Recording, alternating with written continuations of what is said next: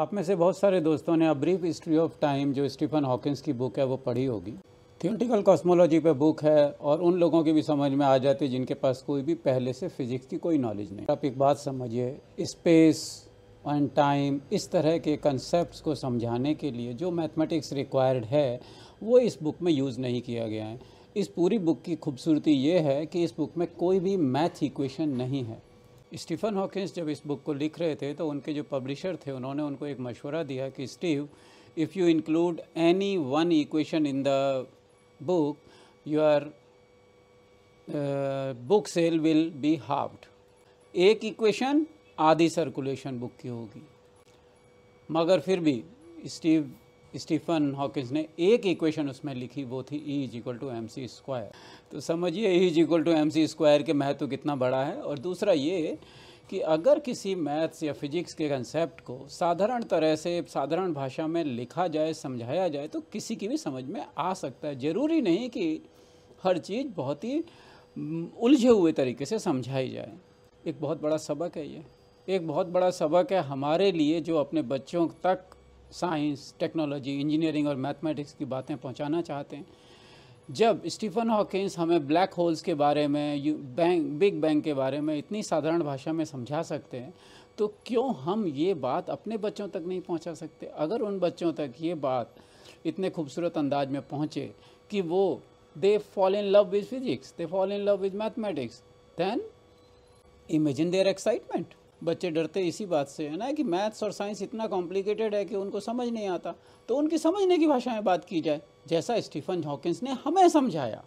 हम में से कितने लोग हैं जो को फिजिक्स और कॉस्मोलॉजी की उस लेवल की जानकारी है जो कि स्टीफन हॉकिंस बता रहे हैं, but he successfully explained everything to अस।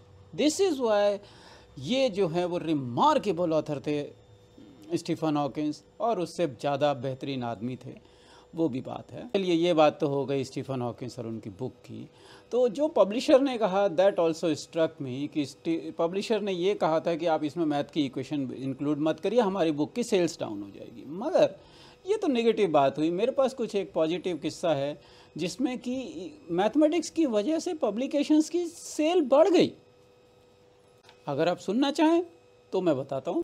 आप सभी ने देखा होगा आजकल न्यूज़पेपर्स में सुडोकू जो नंबर पजल्स हैं वो आती हैं। जानते हैं शुरुआत कैसे हुई इसकी? एक न्यूजीलैंड के पर्सन थे, उनका नाम था वायन गोल्ड। जज थे असल में, मगर उनको शौक़ हो गया कुछ पजल्स के बारे में, तो उन्होंने बहुत पढ़ा और वो जब जापान गए तो उन्हें एक बुक मिली सुडोकू की।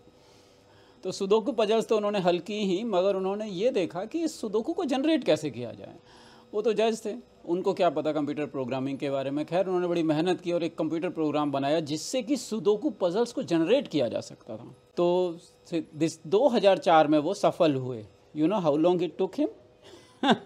It took him 6 years to develop that program. आजकल का कोई एक नया लड़का होगा तो वो 6 दिन में वैसा प्रोग्राम बना देगा।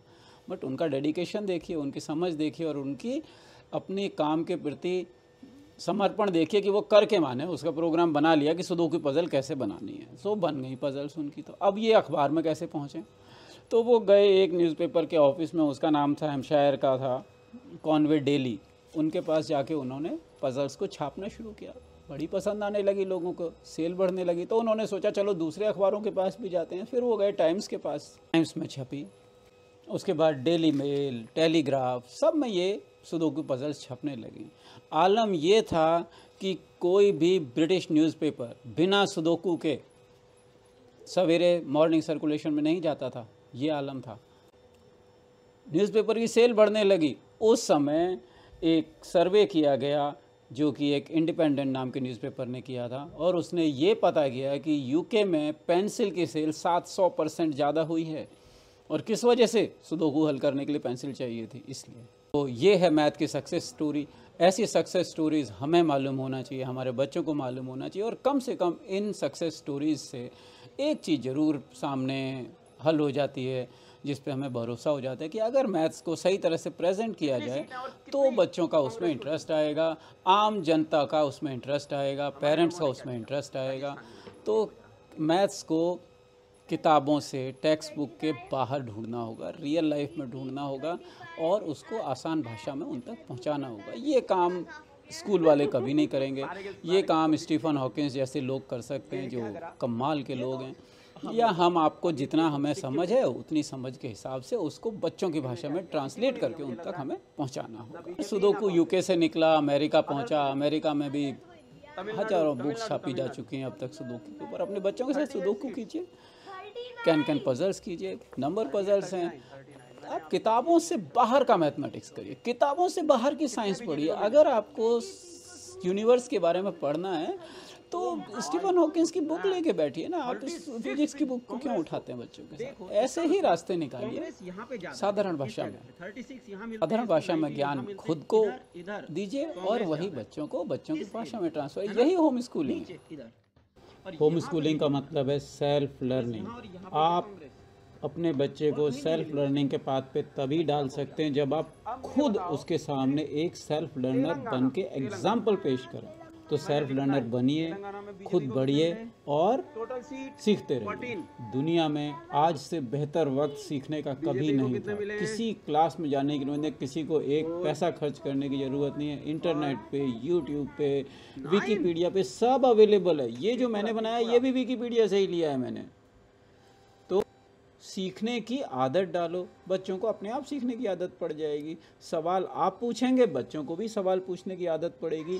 आप उनके लिए एग्जाम्पल बनिए। पेरेंट्स की जिम्मेदारी है होम स्कूलिंग में कि ये वो बच्चों के लिए आदर्श बने, उन्हीं के पीछे नहीं वो वही दो फैन है। सॉरी क्यूरियस बच्चा बनाना है तो आप खुद क्यूरियस बनो।